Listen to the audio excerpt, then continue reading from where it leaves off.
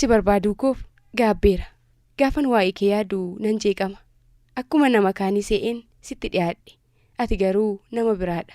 Bagayyuun otoon si biran ga'iin waa'ee kee bare. Namoonni waa'ee kee natti himaniiru. Irraa fagaadhuu naan jedhani. Har'aa booddee waliin beeknu. Nan dubbisiin sin dubbisu. Natti hin dhiyaatiin sitti hin dhiyaadhu. Siniin jetti dhukkubni COVID-19 yookaan koronaa vaayirasiin. Mudannoon kun eessatti akka nama mudate beektaa? Bara 2011 keessaa baanee bara 2012tti yeroo ceenu ergaan naaf ergame. Ergaan isaa maal jedhaa?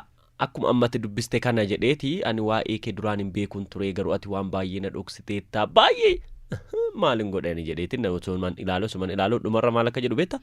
Lammaffaa ija kootiin sin argu lammaffaa ija keetiin hin argini siin jedha barri 2011 bara xumuraarratti jechuudha. Silaayyuu waan dubbibetti yeroo bara 2012tti ceenu siin jedha barri 2011 jedha beektaa? Ammallee yeroo ati waan kana dubbistu kan bara 2011 nagaatti naan jette sana yaadadhe. Amma garuu egaa kan baraa osoo hin taane dhukkubni COVID-19 egaa natti dhiyaatiin sitti dhiyaadhu. Atillee waan ani hin jaallanne waan ani jaalladhu hin tuttuqiin narraa fagaadhu akka waan jettuuti. Eeyyeen namni hunduu sababa vaayirasii koronaa kanaatiin miidhamuu isaarraa vaayirasii koronaa kanarraatii hiiquutu irraatii fagaachuutu isaaf mala. Maaliifi lubbuu waliin taphne jiraaree ni moona. Eeyyeen egaa lubbuu irratti yookaan ammoo dhimma fayyaa irratti wanti namni kamiyyuu hin qoosu. Kanaafuu waan eeggachuu qabnuun egaa vaayirasii koronaa irraa of haa eeggannu. Itti aansuudhaan maatii keenya namoota jaallannuufis haa eeggannu. Gama biraatiin ammoo biyya keenyaaf haa eeggannu jecha qophii dambalii jaalalaa nagaa gaafanne yoo eegalle. Akkam jirtu dhaggeeffattoota qophii dambalii jaalalaa kun Oromiyaa Broadcasting Network irratti qophii dambalii jaalalaa torbanitti yeroo kana isiniif tamsa'udha. Qopheessitoonni qophichaa ammoo Nimoonaa Naggasaa fi Obsii Filee isin waliin turtii taasisnaa. Isin ammoo filattanii akkan waliin turtan gamanumaan isin affeerrachaa yaada keessan qophii keenya dhaggeeffattanii nu laachuudhaaf ammoo 022 11 00 860 fi 022 11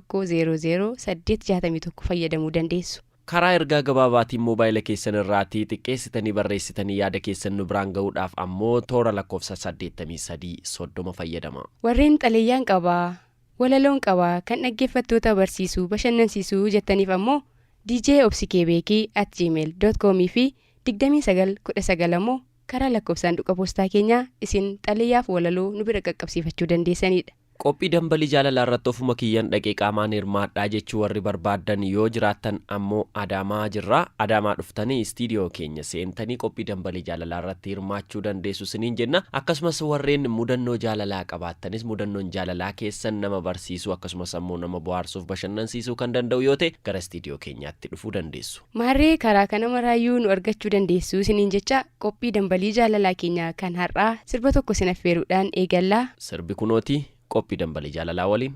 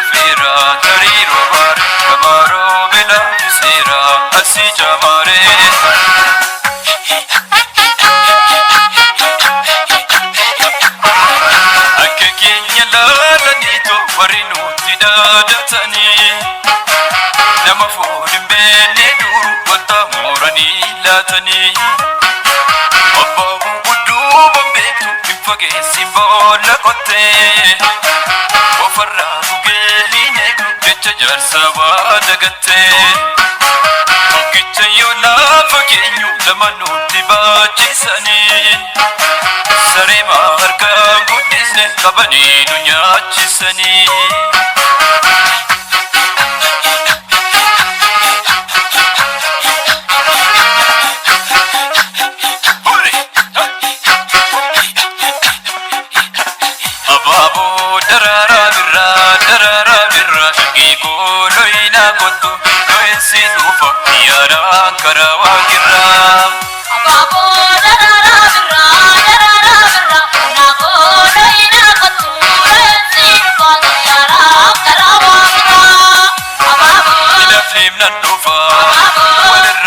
fane adu bari jala warra furrafane sirrooti tifo birran dabane bandagahane dalalu bane dada baksane aksuren jote drop sinano rahmana gote koy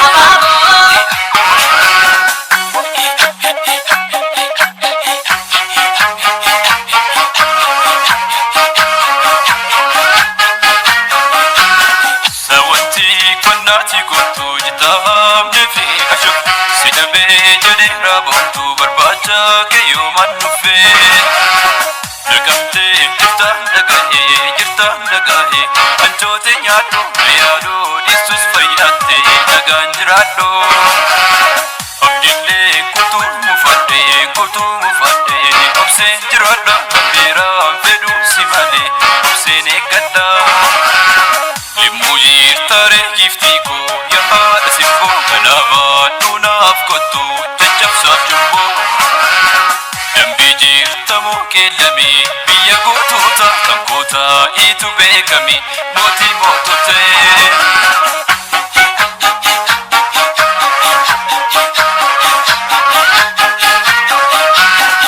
agada jatumale alaltum garaguba birroleko ofuma yadumale manattu namadufa sabu be marga nabi shanjubsan injiru birroleko kotu gonye marana kenya lubsan injiru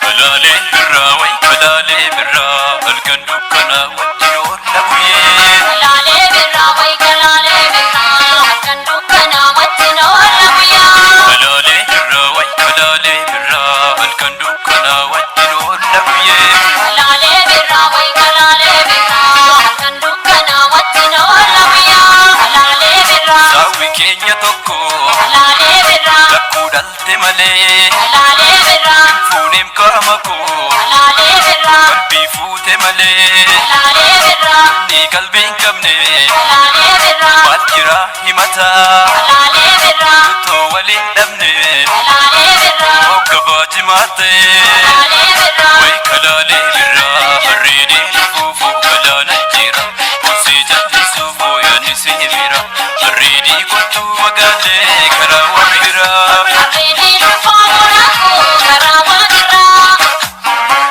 kalale birra agadan darare kalale birra kullun sandabe kalale birra sir gundabe kalale birra kasagal yabe kalale birra warri robare kalale birra fubu bukise kalale birra amando edufa kalale birra undumara pise kalale birra way kalale birra redi fufu kalana jira sejati sufu yani sibira redi kotu magale karawa jira redi fawara ko karawa jira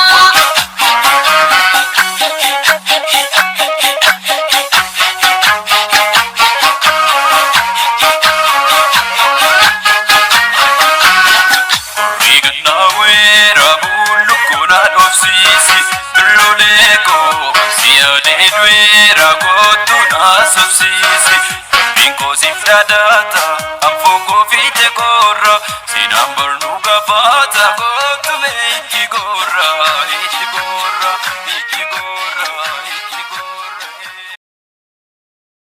sirbanuti simbiraan geenyeen akka bohaartan homaa shakkiin qabnu qophiin dambalii jaalalaa ni eegalame malee hin xumuramne ammallee waan danuu qabannee jirra. Eeyyeen qophii dambalii jaalalaa har'aa keessatti kan nuti itti aansinee sin affeeruudhaaf qindeeffannee jirru ammoo mijuu walalooti. Mijuu walalootiin ammoo jechoonni tarreeffamanii qindaahanii urgaa'anii mimmi'aanii akka jaalala faarsanitti isiniif dhiyaatu isas caqasaa nu waliin turan ammoo affeerraa keenya kabajaati.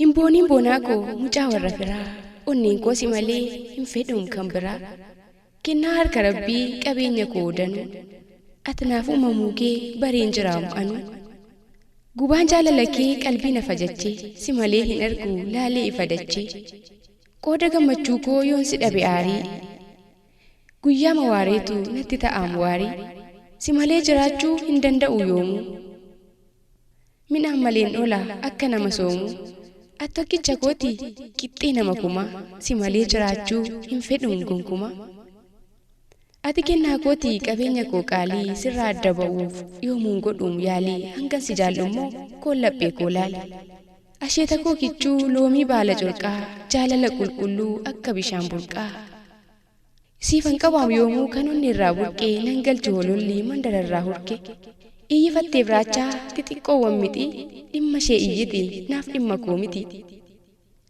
michuu koo kaleessaa michuu boriifarraa volkaanoonuu dho'ee sin fageessuum narraa haadaa koo ilillii yaa ilillii birraa eenyobbaa ishee dhufee na dhowwaree sirraa atoo hiree kootii hiree kiyya carraa abbaa manaa borii firiyyaa koo har'aa nettoon guduunfamiin jarjaree naarrikee fuula gammachuutiin naasimuuf aarrikee sitoo keessa kiyyaa naan hubanneef malee na qaammachaa jira yaanni kee na galee gubaan jaalala kee guggubee na huba kootu laphee koo laalmee akka doobbii guba yaa sanyii abiishee jabaa kaayyoon joorroo an yoomuu sin dhiisu sabboonticha horroo atoo keessa kootii filannoo jalqabaa siifoo siidaa jaareen keessa kootii qaba isatti duudhaa eegdu filtee qarree durbaa sabboonummaa keetu natti toleem gurbaa maariyyee faadhiistee yenee qoonjoo hubee isatin han jettu bareedduu golubee keessa koot gammadaa boonee yeroo hunda isa toromummaaf laattu bakka guddaa sifeetiim qalbiin koo si yaaddiim garmalee atumti onnee kee naaf sassaaqi malee sirraa addan ba'u sinaalu michuu koo bakkuma jirtuttu sin jaallaan buchuu koo sirraa addan ba'u sin jaallaan michuu koo bakkuma jirtuttu sin jaallaan buchuu koo. Biqiltuu Waaqasaa godina Horroo Guduruu Wallaggaa magaalaa Fincawaarraa.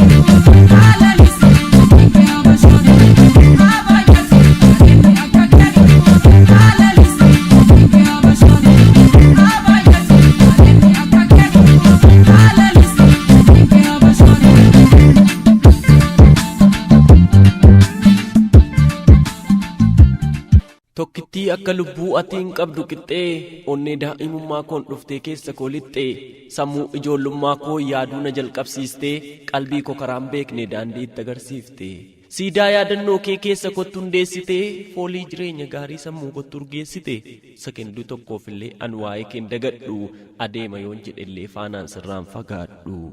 Sit fudhate qalbii koo garaan koo siif na fiigaa yoon si dhiisuu yaalallee namummaattiin ofiikaa dhufa kee obsuu dhabeen fuullee taa'ee si eega hunda yoon guuttadhellee an si dhabnaan nan deegaa. Yoo ati na cinaan jirre sin argadha hin se'u si barbaaduu fedhus danda'ee muummeen ce'u utuman of jabeessuu na laafa mogoleen koo gaddaanan mataa buusaa ol hin jedhu qoleen koo dubbii natti hadheessa teessoon kophaa baafadhaa maalidha rakkinni ko jedheetan of gaafadhaa. Galaana yaadaa lixeen keessaa ba'uuf mimmiixadhaa na cinaa jirta seensi haammachuu wixxirfadhaa abjuun jaalala keetii guyyaan nama doorsisa qilleensa keessa dhufee dhahee nama boossisa. Arjooma rabbii tati uumaatu na badhaase qalbiin koo kana beekaaf si arguuf na dhamaase gartokkee qaama kootii maaliinuu sin jijjiiru qabeenyi si fakkaatu addunyaarra sin jiru.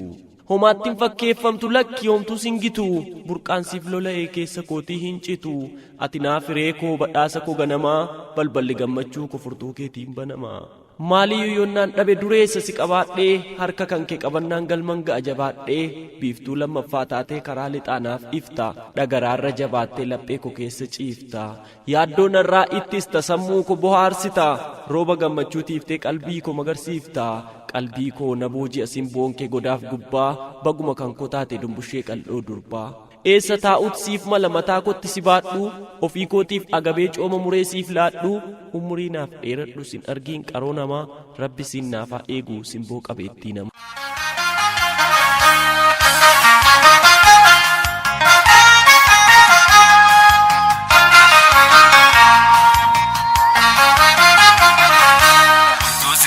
Harras giftidha jiru turraat onnee tokkeessa si kaayera obba kan koorsi jaaladheeti kan kolfaa ta'us lubboota tootiif keeradheera bareenni fedhee dabarsee dhufuus bittaa mirgaan eenyu gomaa keenaa kaffalee si jaalachaa si dhabuu sarrase gammachuun qaba maaf na gorsee obba kan si jaaladhee.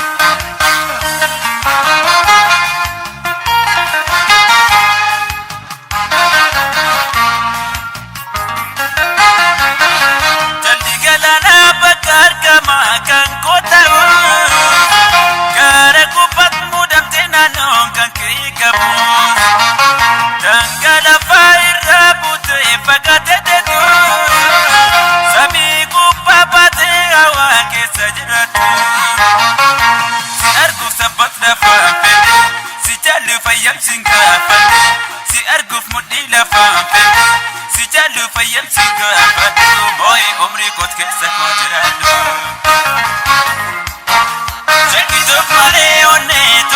Sasi sisi kanis bagan si jale otumi damu mri koke sasi mochi si kanis bagan si jale ikan jalala nafsuma kan pirafidu boros bagan si jale.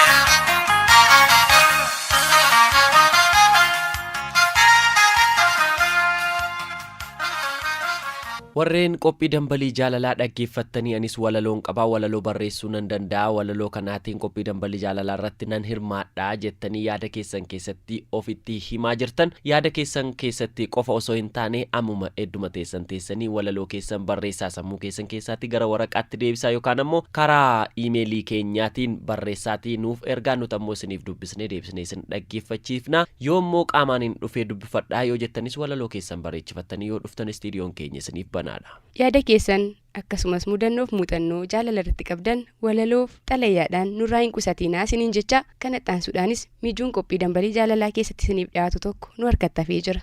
Innis goleewwan arfan Oromiyaa irraatii dhaggeeffattoonni qophii dambalii jaalalaa kan nu biraatiin gahan xalayaadha. Xalayaaleen har'aaf dabaree argatan kunooti ammallee nu waliin turtii gaarii qabaadhaa nu waliin turaan affeerraa keenya kabajaati.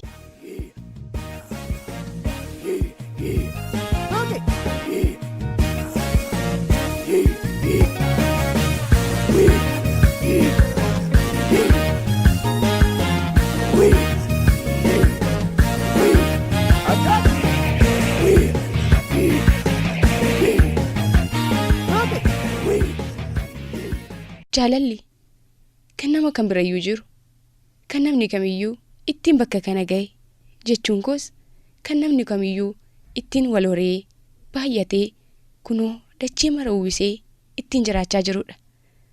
Maaliif jaalalaan eegaltee jecha dhabdee jechuu dandeessu. Garuu ammoo akkaataatti nuti jaalala hiikkannee fi akkaataatti jaalalaaf nuti iddoo laannu garaagara ta'uu mala. Akkuma fuulli keenya garaagara ta'e hiikkaan jaalalli nu biratti qabuu fi kabajni nuti jaalalaaf qabnus akkasuma adda adda ta'uu mala. Nagaa koos hin daganne. Nagaan koo kabajaa bakkuma isin jirtanitti qopheessitootaa fi dhaggeeffattoota qophii dambalii jaalalaaf naaf haa qaqqabu. Itti aansuudhaan ammoo nagaan koo kan kabajaa fi jaalalaa kan onnee koo qulqulluu yeroo hunda waa'ee isaa yaadaa, waa'ee isaa herreegaa, oolmaa isaa akkamittiin kaffaltaa fi jedhee sammuun koo ammoo gaaffii na gaafachaa kabajaa fi jaalala guddaa kan hin qabuu fi kan jecha abbaa warraa jedhu naaf ibsuu hin dandeenye. Jaallatamaaf kabajamaa abbaa warraa koo kan waaqni badhaasa godhee addatti naaf kenne. Bakka ati jirtutti siin naaf haa qaqqabu. Ati akkam naaf jirta? Nagaa keetii jiruunoo akkam? Maaliif karaa qophii dambalii jaalalaa akkasitti na gaafattee naan jechuu dandeessa? Sababiin isaayyuu bilbilaan hogguyyuu waliif bilbillee waan keessa jirru miira nutti dhaga'ame mara wal gaafannee waliif ibsaa jiraanna waan ta'eef. Maaliifii jechuu dandeessa? Yoomuu nagaa kee gaafadhee maqaa kee kaasee hiriyaa koottis ta'e nama natti dhiyaatu marattuu gaarummaa kee haasee waan hin finneef har'a karaa qophii dambalii jaalalaa xaliyyaasiif barreessuuf dirqameen jira. Jiruu koo ati akkuma maqaa kee anaaf jireenya kooti. Yeroo baay'ee jiruu koo waan namni siif taasise waan sii taasisuu qabuuf sii taasise waan ta'eef kan anaaf ooleeraa namni akkasii kana na gargaareeraa jettee kaastee naasa'inii naan jetta. Sanuu waa'ee makeeti. Namni dachee kana irratti oolmaa guddaa oolee na biraa qabu siidha. Kanaafuu akka maqaa kee kaasee siin galateeffadhu akka ati hin feene nan beeka. Garuu ammoo dirqama natti ta'ee jira. Dirqama dubbadheen warra akka kee oolmaa oolanii namarraa qaban haa galateeffamanii oolmaan isaanii baay'ee addunyaatti haa mul'atu jedheen har'a xalayyaasiif katabuuf ka'e. Kanaafuu na of galchiisiin jedha. Jiruu koo anaafati akkatti walitti dabalamne kaasee haasa'uudhaaf yeroon nan ga'u garuu gabaabseen oolmaa kee kaasa. Ati anaaf waan hunda kooti. Yeroon siin jedhu nama dhukkubni hiyyummaa fi rakkinni narraas hin fageessine. Nama akka hiriyaatti osoo hin taane akka haadha miidhattee nama deessetti na waliin rakkatee dhiphatee aarsaa kaffalamuu maluu ol kaffalee jireenya koo fi galaateedha. Jiruu koo ni yaadattaa? Anaafati haasaa hiriyyummaa waliin eegallee ji'a lamaa booddee dhukkubni hin beekamne tokko anaan qabatee yeroo firri koo maatiin koo narraa fagaatan ati garuu isaan caalaa natti dhiyaattee hojii kee dhiistee teessee na dhukkubsachiisaa turte. Yoomuun dagadhu ergasiis qorumsa na mudate keessatti yerootti maatiin koo yeroo haati koo narraa boqotte akkasumas ammoo waggaa 2 osoo hin guutiin abbaan koos duukaa haadha kootii deeme. Yeroon qofaatti hafe yeroo namni kamiyyuu na bira hin jirretti ansiif jiraa hangan dachee kanarra jiraadhu siifan jiraadhaa jettee yaada keen na bira dhaabbattee waan hundumaan isati bakka firaa bakka haadhaaf abbaa naaf dhaabbattee jireenya kootti galaatti yoomuun dagadhu. Ergasiis oolee bulee egaa namni wal jaallatee walitti dabalamuun isaanaaf waan ta'eef gaafa aniifatti wal wajjin bultii ijaarrachuuf murteessinu firan waan madhee kana na deeggarii kana na cinaa dhaabbadhu jedhuu ni gaafan dhabe. Ati isa gama kee jirus isa gama kootiin jirus waan hundumaa akka miidhagaa ta'utti waan kaffalamuu qabu kaffaltee waan hundumaa na dandeessee isati haadha warraa keenya godhatte waan anaa se'ee fixu miti. Amma garuu waan hundumtuu darbee anis haadha ijoollee lamaa ta'ee atis ammoo abbaa ijoollee babbareedduu lamaa taatee anaafis jireenya gaarii haala gaarii keessa daa'imman kee faana akkan jiraadhuuf haala naaf mijeessitee ofii kee garuu hojiin narraa fagaattee jirta. Jiruu koo oolmaa kee kaasee nan goolabaa yoon jedhe waa yaadamuu miti. Garuu dhaamsa tokko siif qaba. Hedduu si jaalladha. sin kabaja. Hanga tinarraa hubattu ol. Hanga sin jedhu ol sin jaalladha. Sin kabaja. Kabajatii namaaf qabdummoo yoomuu nan ajaa'ibsiifadha. Fakkeenyummaa keetiinis nama kabajuu fi jaallachuu sirraa baradheera. Ati naaf jiraadhu. Hamtuun sin argiin. Waaqni addunyaa kanarraa dhukkuba balaafamtuu kana balleessee ijaan hanga wal nu agarsiisutti bakka jirtutti nagaan naaf jiraadhu. Anaaf daa'imman keessa nagaan akkasii eegnuuf Waaqan uumenuuf kadhadhu. Of eeggannoon mocimsi. Sin jaalladha. Haadha warraa kee kanatti jaallattuu fi kabajju. Warqineesh Guutuuti. Magaalaa Naqqamteerraa. Abbaa warraa koo kan jechi abbaa warraa jedhu qofti isa ibsuu hin dandeenye. Jireenyaa Guutuu magaalaa Adaamaatti kan argamu.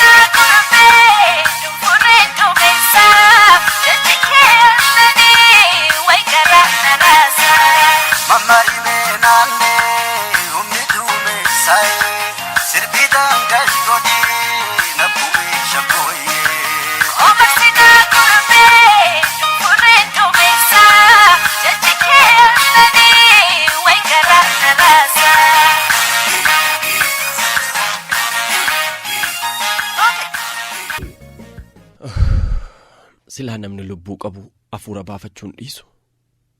Ergan afuura baafadhee immoo waama xiqqoollee yaada kos faana baafachuun hawwe. Akka garaa hin ta'uu marqaan galaa hin ta'uu jedha Oromoo yeroo odeessu. Anis waa rakkadheetanii. Waatuu garaa koo keessa deemina nyaata. Obsa naan kennu. Maal akkan godhuu wallaale. Dhukkuba kun namni naan beeku. Anaa miti ishuman ishee jaalladhiyyuu naaf hin beektu. Sababuman ishee jaalladhuufan of cinqaa jira malee silaa osoo hin jaallanne yoona kanatti dhiiseerayyu. Maalan godha? Yaa dhaggeeffattoota qophii Dambalii Jaalalaa tarii hedduun keessan akkuma ku gubachaa jiraachuu maltu. Ajandaan koo ajandaa keessan irraatii ala ta'uu dhiisuu mala. Waan rakkadhee rakkina isin mana keessan keessatti dhokfattanii teessan ta'uu mala. Gaafan jaalladhu waa'ee kanaa tasayyu yaadeen beeku. Osoo isheen abbaa barbaadde duukaa taphachaa ooltellee waan tokko natti hin fakkaatu. Garuu amma na gubaa dhufe. Nan beeka akka isheen amanamtuu taate. Garuu akka namni hedduu ishee hawwus immoo nan beeka. Dhumarra waanuman godhuun dhabeen gara warra qophii Dambalii Jaalalaa kanatti yaada koo ergadhe. Nan boo'a ta'ee nan iyya ta'ee akkam akkana godhu hin beeku dhugaa. Garuu keessi kun immoo gubatii na waadameera. Dhiisuudhaaf baay'een jaalladha. Amala koo kana ofirraa hambisuudhaaf immoo dadhabe. Yeroo hedduu amala koo kana dhiisuuf baay'ee carraaqeera. Garuu hin dandeenye. Hawwi. Har'a akkati na dhageessuun fedha. Karaa qophii Dambalii Jaalalaatiin yaada koo si biraatiin gaha. Silaasiin dhaabadhee waan ta'ati xiqqoo itti aartaa jedhee yaadu tokkollee dubbachuu akkan hin dandeenye ni beekta. Kana gaafan arguun waan godhu dhabee karaa qophii Dambalii Jaalalaa sitti himuuf filadhe malee hunda caalaa ati natti aantee jirta. Sagalee kossitu dhagaa. Garuu wanta keessa koo jiru hundayyuu baasee sitti himachuu hin dandeenye. Kana jechuun immoo sin jaalladhuu jechuu miti. Si mufachiisaa laataa kan jedhuufan waggaa tokko ol keessa kootti qabadhee ture. Ni yaadatta yoo ta'e yeroo anaaf si hiriyyummaadhaan wal faana deemnu hiriyyummaa obbolummaa jechuu. Gaafa sana namni hunduu akka inni si gaafachaa ture. Jaalalaafis akka namni si hawwuu nan beeka. Garuu yeroo sana ani waa'ee jaalala koo takka illee sitti odeessee hin beeku. Ati garuu akkana jaallattu beekta. Anis akkan si jaalladhu beekta. Garuu lamaan keenya iyyuu baasnee hin odeessinu. Lamaan keenya iyyuu baasnee jaalala keenya waliif hin himnu. Boodarra gaafa natti cimu gaafan sitti himu akka atuu na jaallachaa turte aniti naaf himte. Ergasiitii yeroo jaalalaa gaarii akkati dabarsaa jirtu nan beeka. Ani garuu yeroo jaalalaa gaarii dabarsaa hin jiru. Guyyaa ati ala baatee galtutti yeroo hundumaa ani immoo gubannaa kootu dabalaa deema. Homaa gochuu hin danda'u. Fuula namaa jalaa akkan si dhoksineef ati nama lubbuu qabudha. Hin baratta namarraan addan baatu. Waan an godhuun qabu. Kanaafuu gad baatee numa argamta. Saatii gad baatetti ammoo dhiirri osoo sittiin dubbatiin hin deebitu. Dhiirri waa'ee kee taa'ee yeroo na ajandaa godhe odeessu anuu gurra kootiin nan dhagaa. Garuu immoo waa tokko gochuu hin danda'u. Ana bira taa'anii isheemmaan dhiisu jedhanii yeroo isaan dhaadatanis nan dhagaa. Yoon dubbadhe icciitii keenya baha. Yoon immoo namni abaluu akkas akkasiin jechaa jiraa jedhee sitti hime immoo yaada kee na jalaa hirtaa laataa jedheen sodaadha. Amma kunoo siif hin hima. Gaafa ati gad baatee dhiirri sitti dubbatu ani keessa koo na waxala. Ramacii abiddaatu keessa kootti faca'a. Waan an godhuun qabu. Garuu ati akkan si shakkuun beektu. Anis si shakkee osoo hin taane garuu nan hinaafa. Akkati waa tokko illee hin goone nan beeka. Akkati dhiira tokkotti illee dubbanne nan beeka. Garuu dhiirotuma ati callistee faana taphattu anammoo nan shakka. Nan waadama. Akkamitti isa faana taphattiin jedhaan maaliif situn beeku malee isaan iddoo ati hin jirreetti isheemmaan dhiisuu jedhanii sitti dhaadatu. Maaliin godhaa miti. Yeroo ati namoota akkasii jechaa oolan duukaa gaa'utu ati taphattuu gaafan si argu. Waanuma isaan jaalala siif ibsaa jiran waanuma isaan jaalala siif kennaa jiran waan natti fakkaatuuf keessi koo inuma na boba'a. Waa jechuu hin danda'u. Yoon kana sitti mee ati natti mufatta jedhee yaada. Kanaaf ana karaa sitti mudhabee karaa qophii dambalii jaalalaatiin dhufe. Hawwii koo maaloo na dhageessaa. Dhugaan sitti ma adaraa yoo dandeesse tapha dhiira duukaa taasiftu adaraa naaf hir'isi. Akkam fayyaa ta'ee si faana jiraadhu yoo barbaadde. Yoo ata malake kanaatiin kan itti fuftu taate garuu ani naaffaa koo dhiisuu waan hin dandeenyeef nan rakkadha. Dhukkubsataa ta'ee si jalaa hafuu hin danda'a. Dhugaa dubbachuudhaaf otoon sin jaallatiin duraanii fi ergan jaalala koo siif ibsee booda dhukkubni garaachaa akkam akkana godhuun beekta. Galgala gaafa naaf bilbiltu yeroo hedduu dhukkuba garaachaan siif himadha. Waan biraafii miti. Nyaanni natti toluu didee yaanni biraa na jeeqee miti kan dhukkubni garaachaa natti ka'u. Hariima jaalala kee hinaaffaama tokkos na gochaa jira. Nan beeka akka inni dhukkuba badaa ta'e garuu irraaf qusachuun dadhabe. Kanaafan furmaata isaa gara keetti deebise. Adaraan karaa koo dadhabeeraa. Karaa keef ati adaraa akkan inaafu nan godhiin. Akkan inaafus narratti beeke. Waanan baay'ee si jaalladhuufan inaaffaa kollee keessa kootti dhoffadha. Otuman baasee sitti madhillee xiqqoo afuuran baafadha ture. Garuu sana gochuudhaaf anuum nan qabu. Hawwii koo maaloo adaraa kee jedheen si kadhadha. Adaraa akkan inaafu nan godhiin. Wantoota na inaafsisan irraatii fagaadhu. Keessattuu dhiirotuma naannoo keenyaa duukaa taphu manaa dhiisi. Maaloo giiftii koo.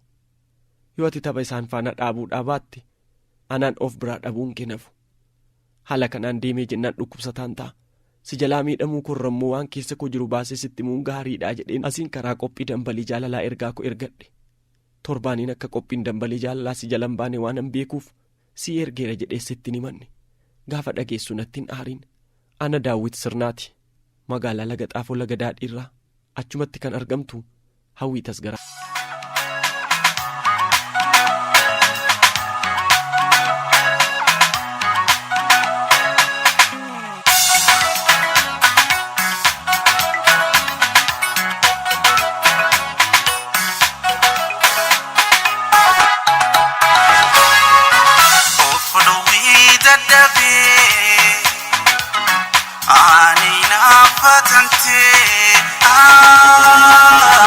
Aina fatante Inafanti jaalalaa maali yoomsi shakkee yoom takka badii sirratti argee yoom takka hamtuu sirratti argee.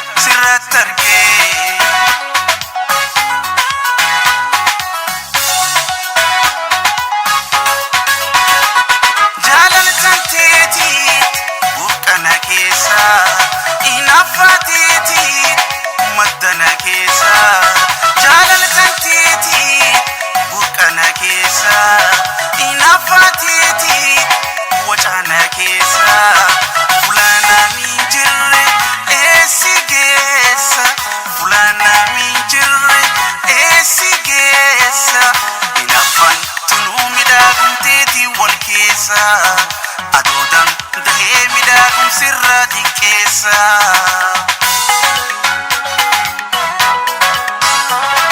Sindaabiin dhuunfi biraa sindaabiin si seeradha sindaabiin na bira chochoonan akkoorii fooladha sindaabiin dhuunfi biraa sindaabiin si seeradha.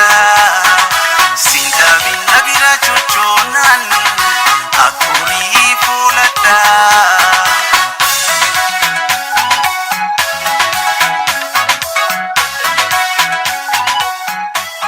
Qophii dambalii jaalalaa har'aa dhaggeeffattanii yaada kennuu warri barbaadan 02211008660 fi 861 toora bilbilaa keenya. 8330 ammoo karaa ergaa gabaabaa isin nu biraan ga'uu dandeessanidha. Karaa lakkoofsa saanduqa poostaa keenyaa 2919 irratti yoo nuuf barreessitanis nu argattu. djobsikebeki@gmail.comis toora iimeelii keenya isin xalayaaf walaloo nu bira qaqqabsiifachuu dandeessanidha. Obsiifilee fi Nimoonaa Naggasaa qophii dambalii jaalalaa har'aa kana qopheessine isinii dhiyeessine. Abdusalaam Muhammed ni gulaalee nama torbanii nunaa jedhu isiniin jecha torban qophiilee babbareedoo mimmiidhagoo qabannaan gad deebinutti nagaatti.